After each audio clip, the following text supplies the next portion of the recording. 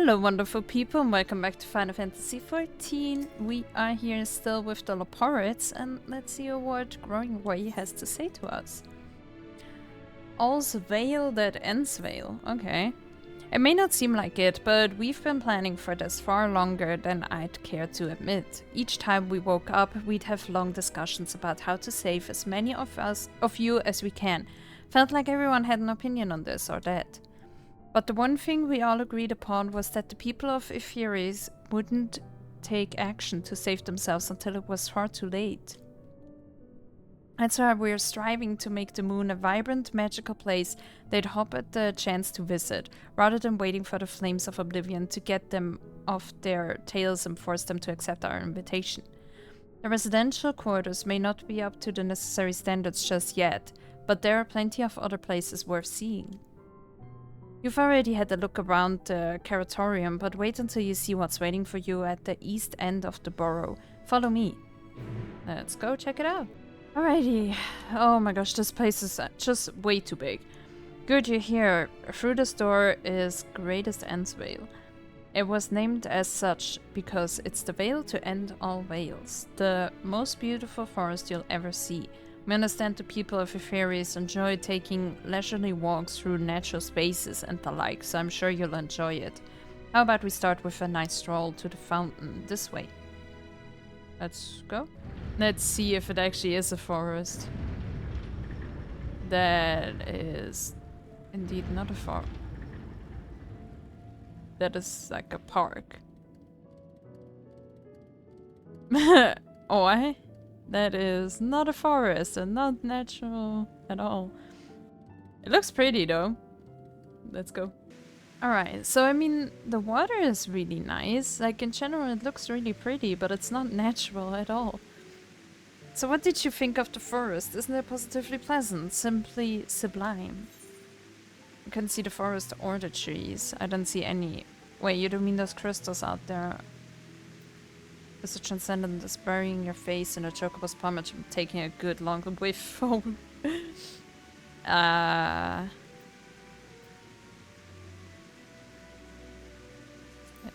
so we don't really see the forest or the trees.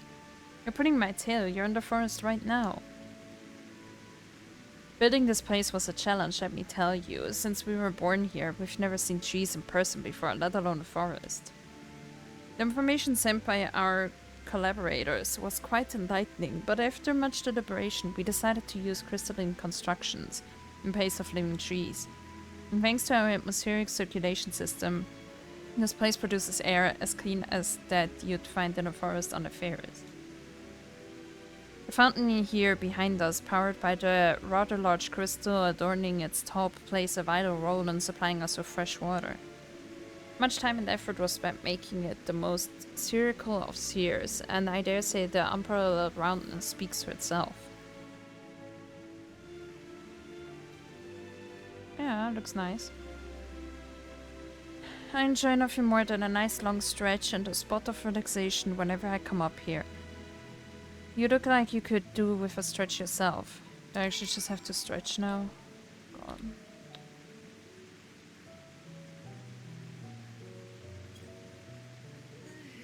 Yeah, I feel so much better now. That's the spirit. I feel more relaxed simply watching you. A sight worth the many years spent building this place. I mean, to be honest, I feel like it could be nice for walks here, but, you know, it's not nature. If it's not too much to ask, it's always been a dream of mine to take a walk through this forest with someone from XIV. Could we maybe... Really? You will? Oh, be still, my quivering whiskers. Yeah, he's going with me. I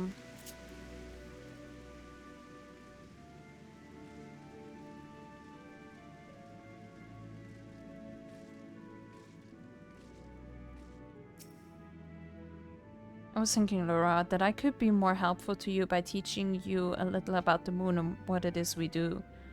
When we were first created, the moon's sole purpose was to hold Zodiac, and there was absolutely nothing to be found here. Eventually, Hydaelyn gave us our first task. Furnish the moon with propulsion systems capable of facilitating travel to other stars. It sounds impressive, and I suppose in some respects it is, but it was only possible thanks to all the knowledge Hydaelyn shared with us. We also had a lot of time to get it done, 6,000 years give or take. But anyway, let's keep going. Okay, let's go. Let's see what he has to say next.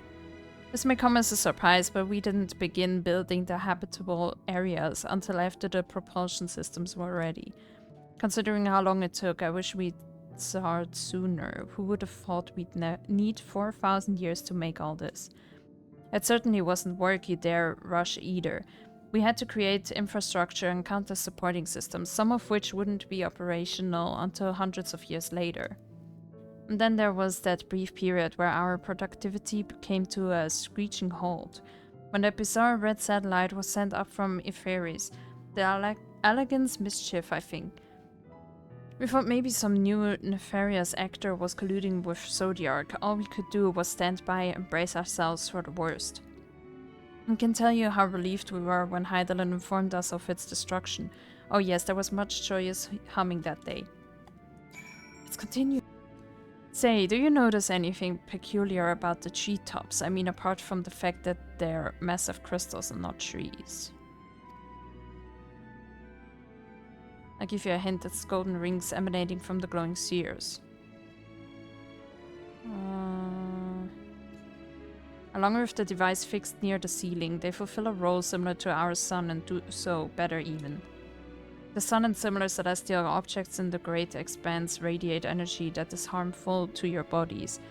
These rings shield you from that energy while allowing you to bathe in the perfect amount of sunlight, or rather a close approximation of it.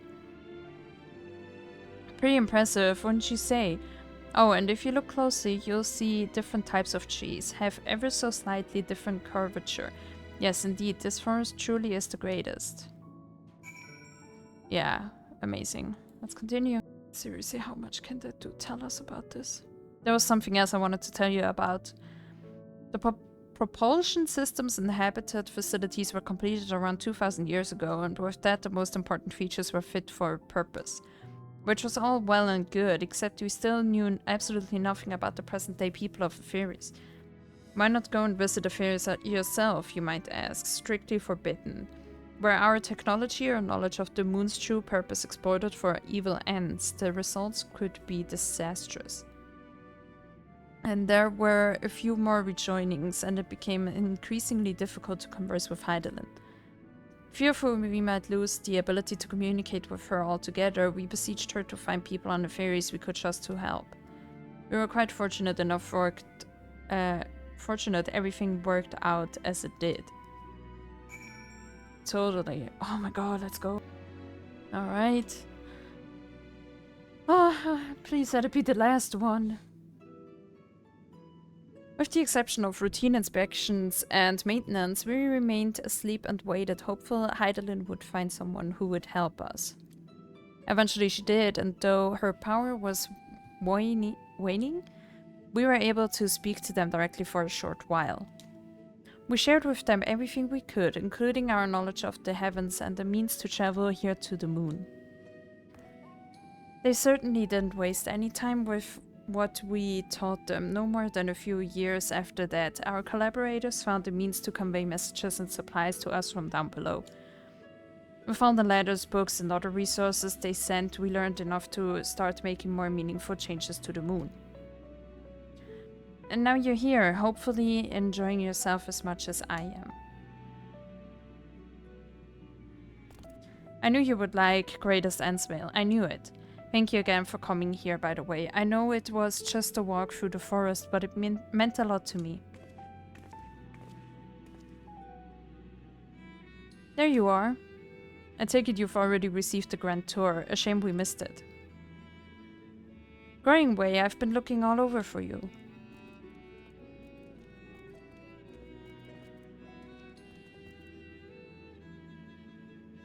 Is this about the teleporter to the residential area? No, never mind that. We have more pressing matters at hand.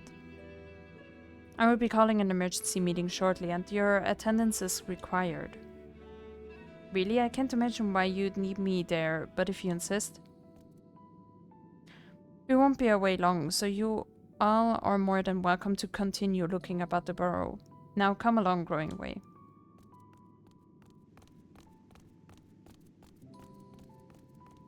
Before we arrived, you seemed to be in the midst of a rousing conversation with your guide. Did you learn anything of import?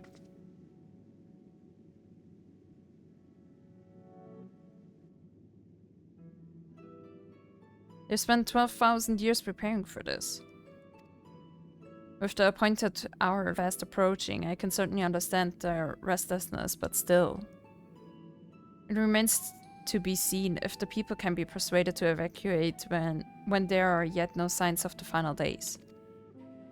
What's more, the technology of this place defies imagination. I doubt there are many who would readily come to terms with living in such surroundings.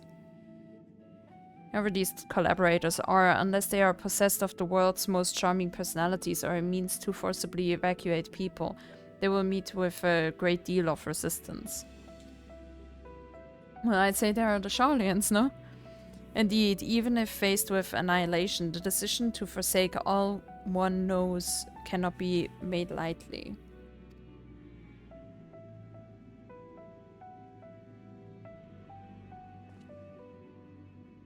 Forgive me, friends, but I must beg your leave. There is another matter which yet begs for my attention. Of course, we can accompany you if you like. Nay, that would not be necessary, if you will excuse me.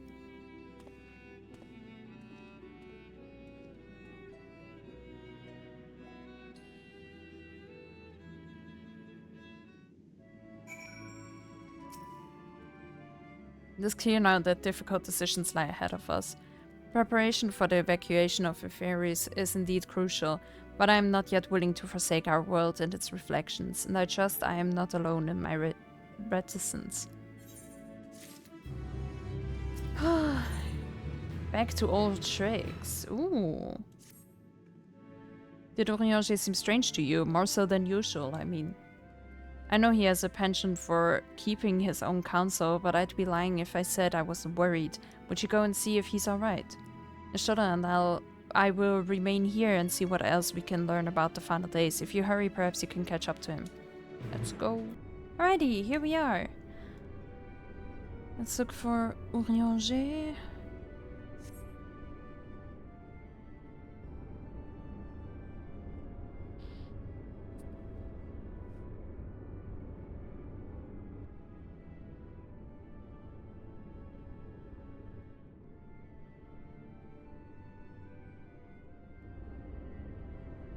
Orianger appears to be heading towards the entrance to West Waste Burrow. Let's go after him.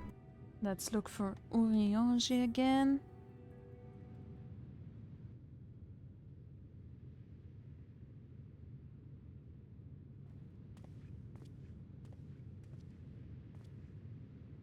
Puppy! On the right. Orianger ventures off into Mare Lamentorum for reasons unknown. You must tread carefully, else he might sense your presence. Wasn't the idea that I would ask him what's up? Not spy on him? Oh, are we doing that again? Not get noticed, don't follow too far behind. Should you fail to complete the objective, you may try again. Blah blah blah blah blah.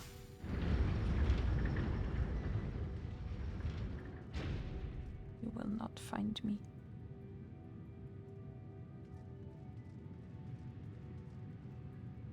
Is the dog big enough to cover me?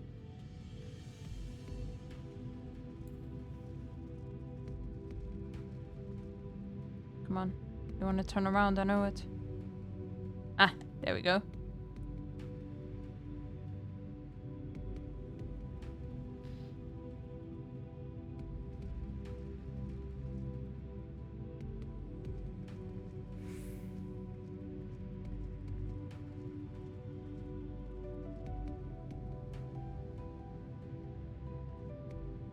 Come on, you want to turn around again? I know it.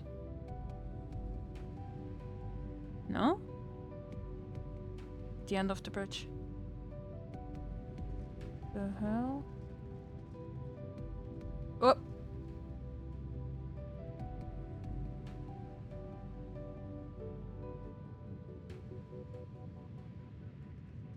Oh, no, no, no. You will not run away from me. No.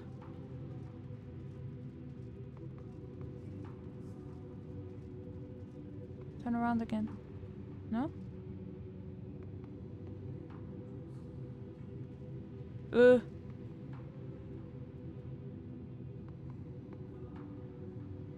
Yeah, this one is harder than the others.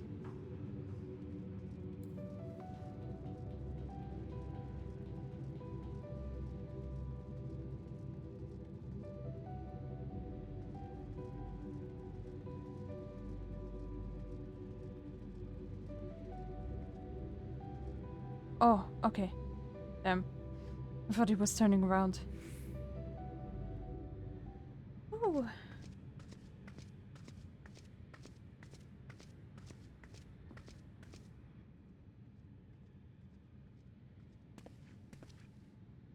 Thine arrival is timely as ever. Why did I think he wouldn't notice? Thou didst chance to overhear my conversation with Livingway, I presume? Yeah, how did he not notice there? Like, we were so loud. 'Twas not mine intent to move in shadow. Nevertheless, I have been asked to do that and more yet again. Is it so plain that these strangers could intuit it at a glance? My capacity for silence and secrecy and duplicity? When graha-tia did contrive to deliver the first at the price of his own life, I was complicit in the scheme. A sacrifice averted for a mercy. Would that I could say the same for Menphilia. One life for one world. And by that bloody bargain brokered by my hand were the scions robbed of a dear comrade, and Flamine her beloved daughter. Two souls, whose selflessness was beyond measure, whose resolve was unshakable. They would not be moved even had I thought to protest. But protest I did not. Far from it. I pushed them forward. No effort did I make to seek out alternatives, ones that would not demand such terrible costs. That resignation weigheth heavy on my mind, as does the memory of another lost to mine inaction. Dearest Moonbritter, who did face death unflinching, that we might secure a means to bring low the Ascians. In her hour of need, I did naught. Dutiful disciple of Louisoix, ever looking to the greater good.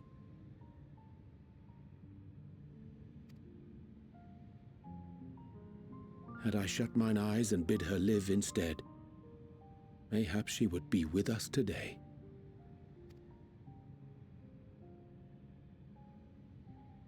Why did they always talk to me about those people that I knew for 2 seconds? Selfish wants born of everlasting regrets.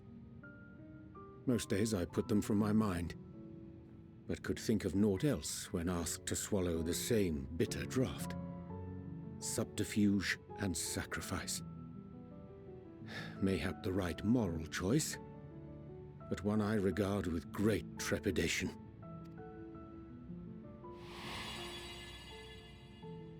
The calamity of Amarot was a tragedy beyond reckoning, one which must never again come to pass.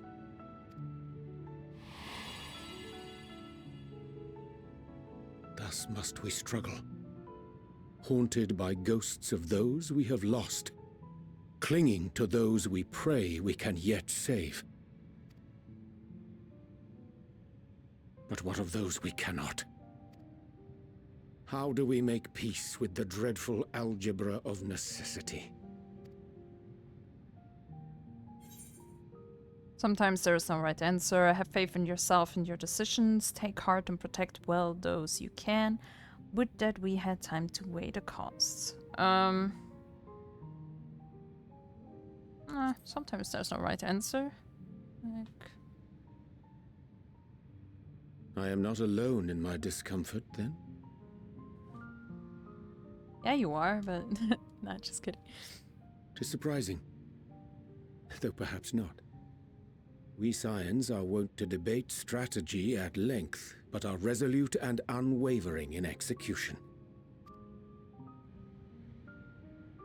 Strange. Scarcely can I remember when last we spoke alone, and so candidly.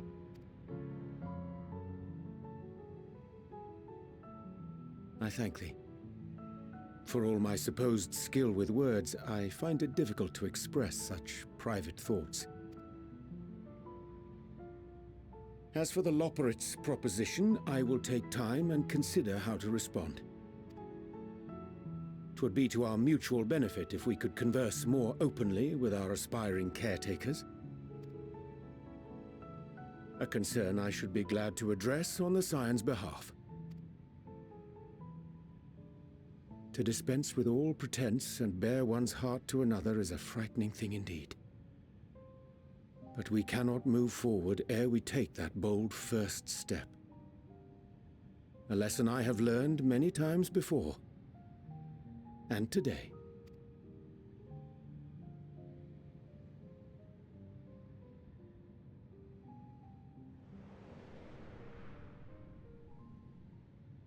What are they saying? Curse these ears and that barrel! Shouldn't they be able to hear even more? No matter. We've got our plans. What?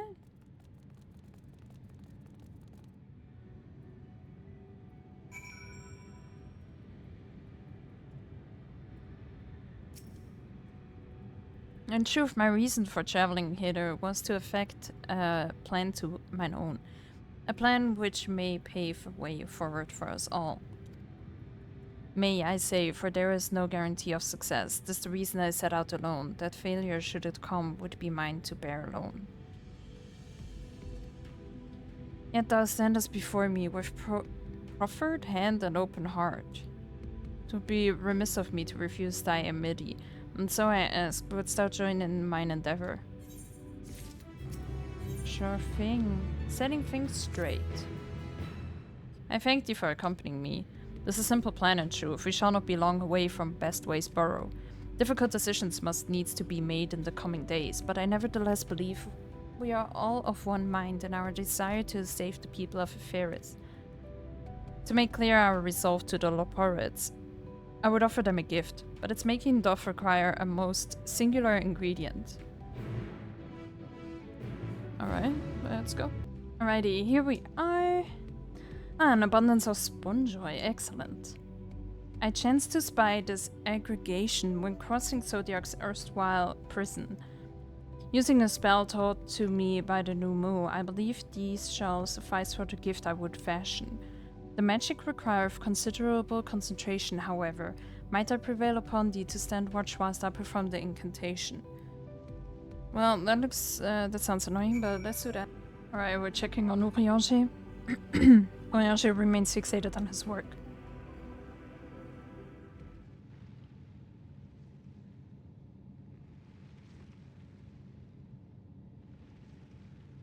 There, this done. A magic ink everyone's as efficacious as that crafted by the new Mu. Rare is the occasion I would conjure mine own, but it is nevertheless a most useful skill. The resulting product is admittedly possessed of no preternatural properties, but its hue is one of mine own choosing, which I pray the Loporrits will appreciate. Lura Urianger, oh thank goodness, I thought you had been eaten or had perhaps fallen into a crater.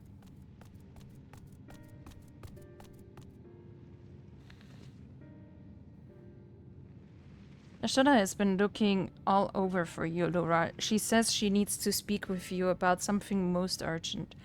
Dire, even.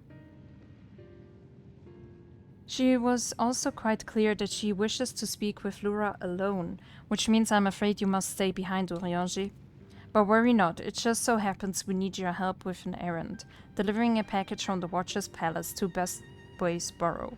It's quite large and heavy, perhaps even too heavy, for we poor Loporrits, and we would be ever so grateful if you could lend us a hand. I suppose I should be going then. How about an extra pair of hands before I go and meet with your Stola? That's convenient, suspiciously convenient. I suppose I should be going then. Ew, good. I mean, yes, very good. Let us not keep you then. She said she would be waiting for you in Greatest Ensoy. Or somewhere thereabouts. I'm sure you'll find her soon enough. Worry not, Laura. I shan't be long.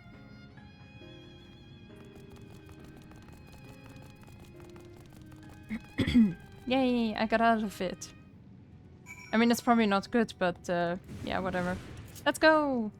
Alrighty, we are here. Oh, Laura, we thought you would be away for far longer. No. A dire emergency. I said no such thing. But as you are here, I could use your assistance with one small matter. Running Away, a companion of growing ways, apparently has much to tell us of the final days. The problem, however, is that he is determined to live up to his name, refusing to stay long enough for us to hold a conversation. Is there anywhere he's likely to stop and rest, or perhaps there's a way to slow him down? What's the rush? I was thinking we should wait here, maybe enjoy a mug of carrot juice and... No? Well, if it's really that important... You could try using these balls of mouse flesh, not to be confused with the other thing. Running Away's other notable feature is his incessant chatter, so you'll have no trouble finding him in a crowd, and when you do, try lobbing your balls at him. Crude, but if it proves effective, he was here in Greatest Ensoy when last I saw him. Let us split up and find him. Let's go. Why are all those bunnies suddenly so suspicious? Search your surroundings for Running Away. Okay.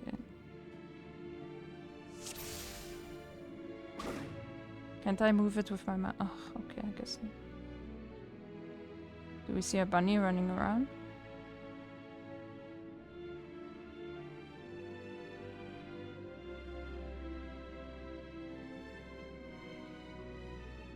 Are you running? No, you're not.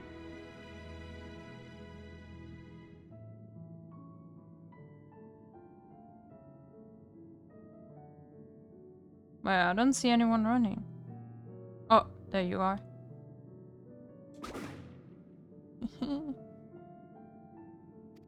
What happened? What? But he was running around.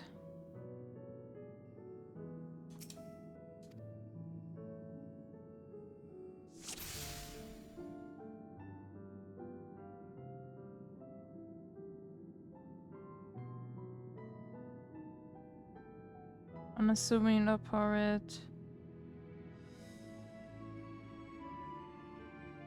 Oh.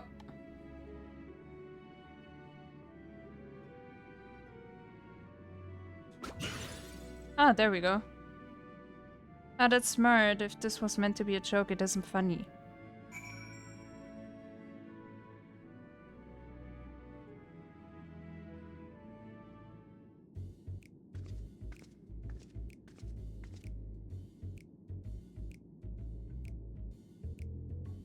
Yes, I'm running away. Do you mind explaining why you hit me in the face with your balls of mouse flesh? What the hell? I'm highly knowledgeable about the final days. That's the most ridiculous thing I've ever heard since I woke up. Who told you that joke? As if we've got time to look into the final days when there's so much to do before the Great Voyage. It's true that Heidelin did impart to us some knowledge of the event, but I know about as much as any other Loporrit around here, less probably. I don't know why anyone would think it's funny to go around telling people I'm an expert, but they'd better hope I don't get my paws on them. That's odd. Sorry I couldn't be of more help, but if there's nothing else, I've work to do. And I'm off. That's odd. I just want us to be busy the whole time. Let's go back to your Stola. Let's see what you have to say. I could find neither hide nor hair of him. How did you fare? So he knows no more than the others. Care to explain yourself, Growing Way? Well, you see, I misremembered. Yes, that's it. I misremembered. Terribly sorry about that. Afraid I'm drawing a blank though. Try as I might, I can't remember who I was thinking of. On an unrelated note, what of Urianger? I assume you spoke with him earlier, but did he say when he'll be returning? On his way to the Watcher's Palace with Livingway.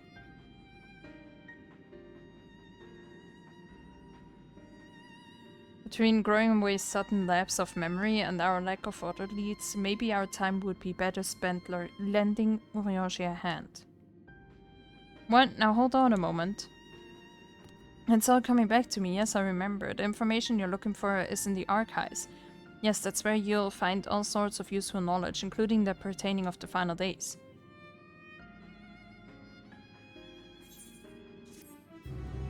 Well, that's a nope for me. They're probably like, oh, one person could check out the archives or something. Part of the matter. Oh, what to do, I promised Livingway I would help, but... Very, very, calm. Not suspicious at all. No, I promised I'd help, so that's what I'll do. The archives are on the second floor of the main plaza, the eastern wing. Follow me. Why are we going there?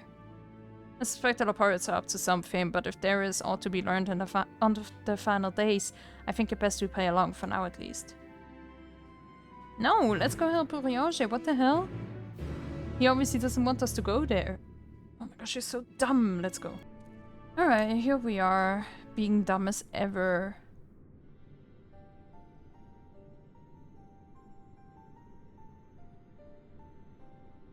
Can we get some voice acting again? My voice is dying.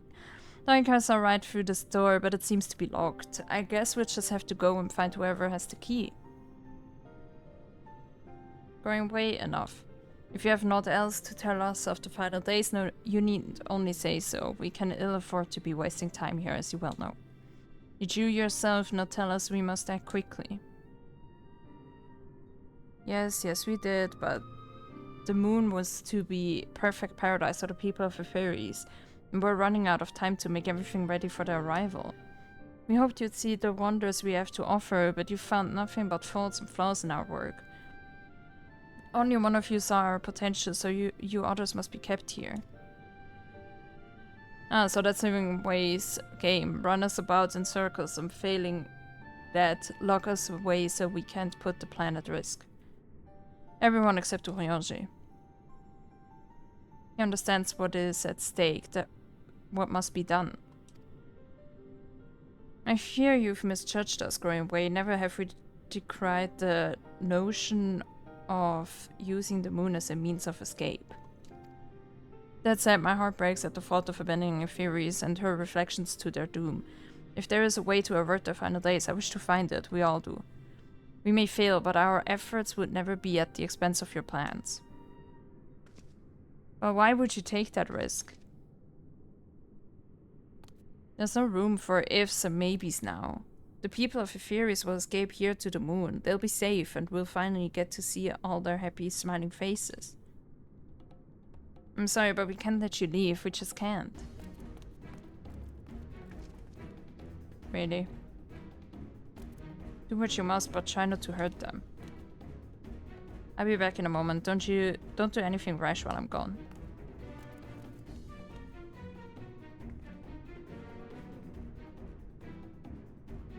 If we dally, they'll overwhelm us with sheer numbers. I say we knock these ones out, split up, and make our way to the exit. Agreed. Let us reconvene where Argos awaits outside. Oh man. Let's go. Hey, we made it to safety. Good, you're here. We must hurry to the Watcher's Palace and find Urianger. Let's go.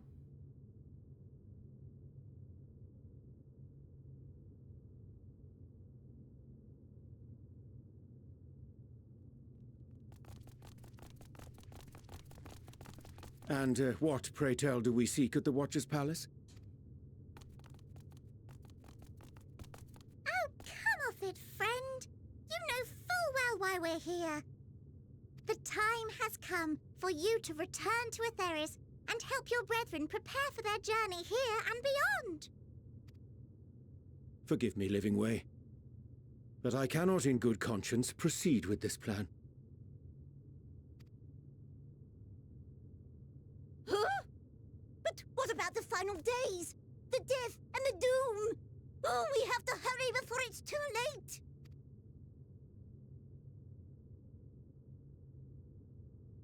Your unflagging commitment to your duty is endearing, to say the least.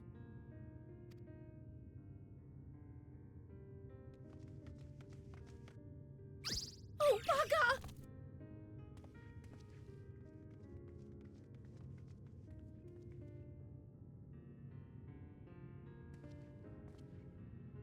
Be at ease. They bear you no grudge, nor do I. How could we, having come to understand your purpose? For millennia, you and yours worked tirelessly towards the singular purpose of this heavenly vessel's construction. An arduous feat by any measure. 'Tis clear you have spared no effort. Why, your very names are a testament to your dedication.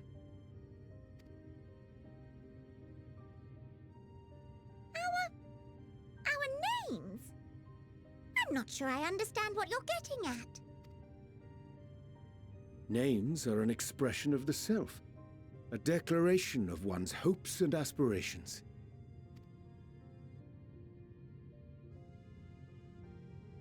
Your use of contemporary, uncomplicated nomenclature doth ensure clarity of purpose. There can be no doubt that your love for the people of Etheris is boundless and pure.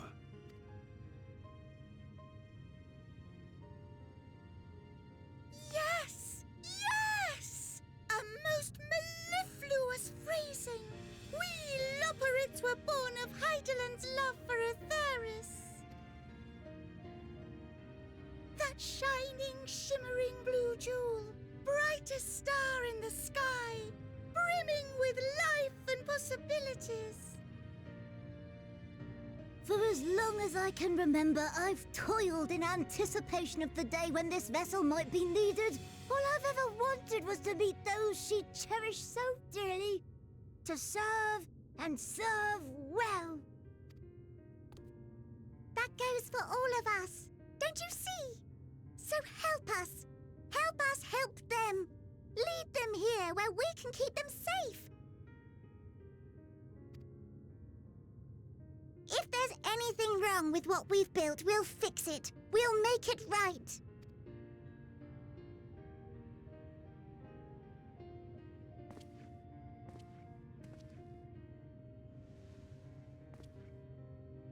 Your works want not for repair. Yet there remaineth much for you to learn of men, and your own kin besides. Singing Way, thy name bespeaketh more than the simple marriage of rhythm and rhyme. The songs of Etheris are beyond counting, and span the length and breadth of emotion. Maps are monuments to man's pioneering spirit, and his devotion to charting the furthest reaches of our star.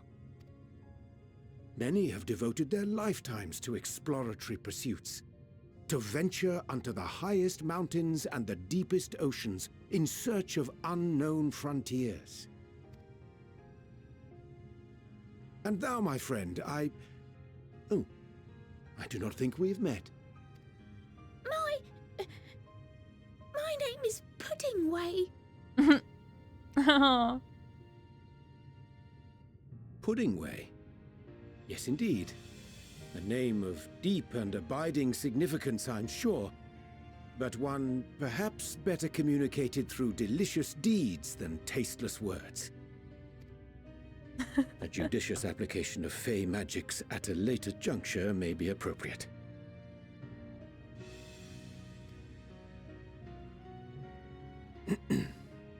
And Living Way.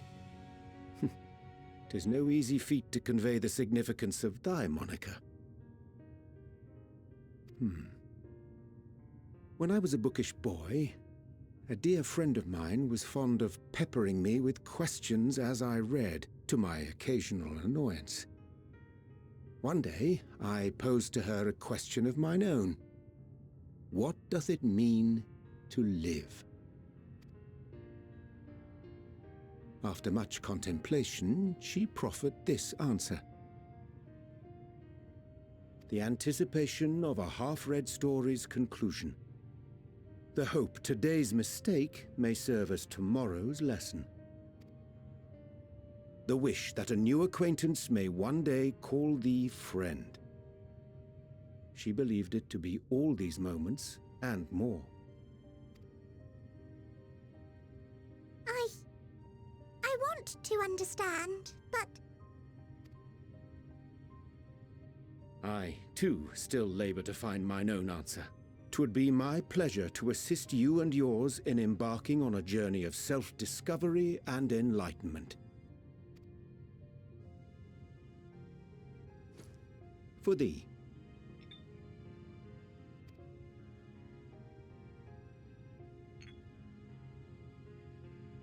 Ink as blue as the waters of Aetheris. Made in haste, though I assure thee the quality has not suffered for it. The people need not be persuaded by honeyed words.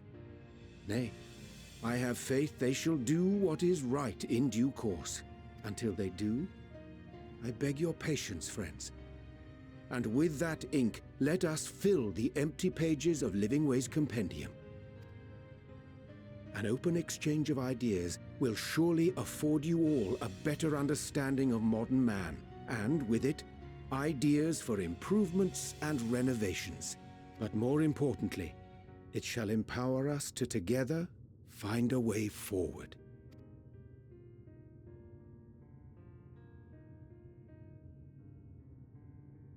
I hope you're right. Thank you for this lovely gift.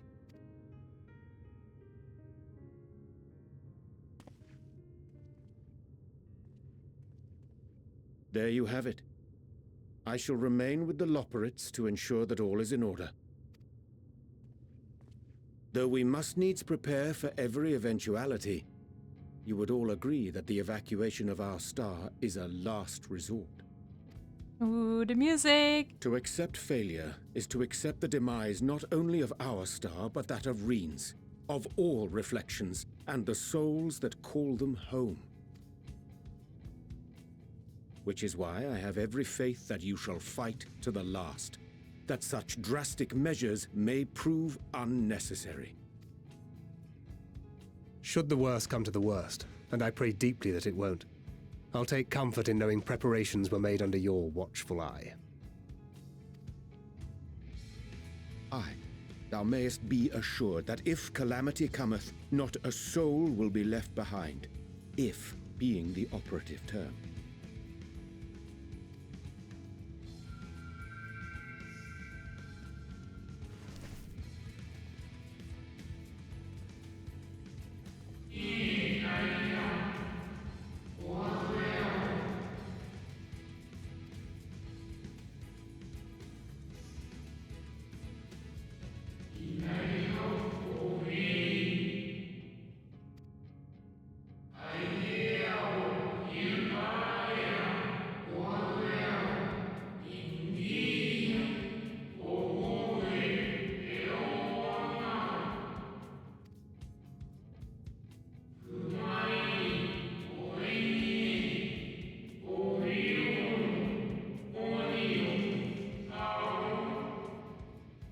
Elpis. I have to remember that.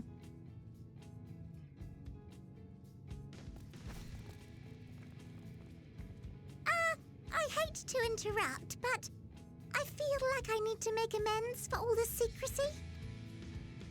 Think nothing of it. We haven't been the most gracious of guests. Do convey our apologies to Growing Way and the others. But of course! And when next we welcome more guests from Aetheris, we'll have learned to be much more hospitable hosts. Oh, and circling back to the matter of inappropriate secrecy, we ought to discuss our benefactors. Agreed.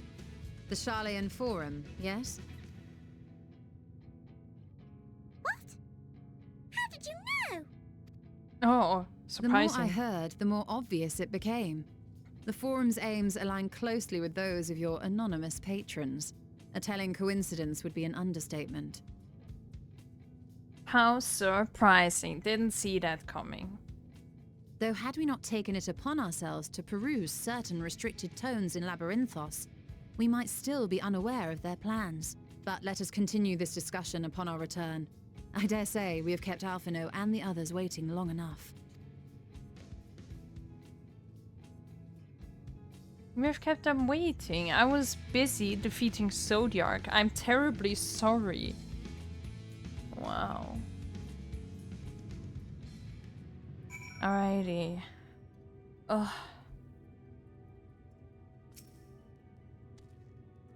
Damn, the moon looks so cool. But I hate that area. It's just too big. Like, if you can't fly here, it's just such a pain. I was relieved to see Living Way was pleased with my gift of ink. To serve and serve well, though their knowledge may be lacking, their boundless love is blessing without peer. It will be no easy task to prepare them for what must needs be done, but gladly do I embrace this duty, even if it does necessitate that we part ways for a time. Forgive me my absence, but I have the utmost faith in you, and all our fellow scions. When next I return to ffxiv, I pray I find you all in good health and good spirits. Thank you. Alrighty, but we're gonna continue this in the next episode. Thanks so much for watching. Please leave a like if you like what you see, and obviously subscribe if you would like to see more. I try to upload every single day. So yeah, thanks again for watching, and bye bye.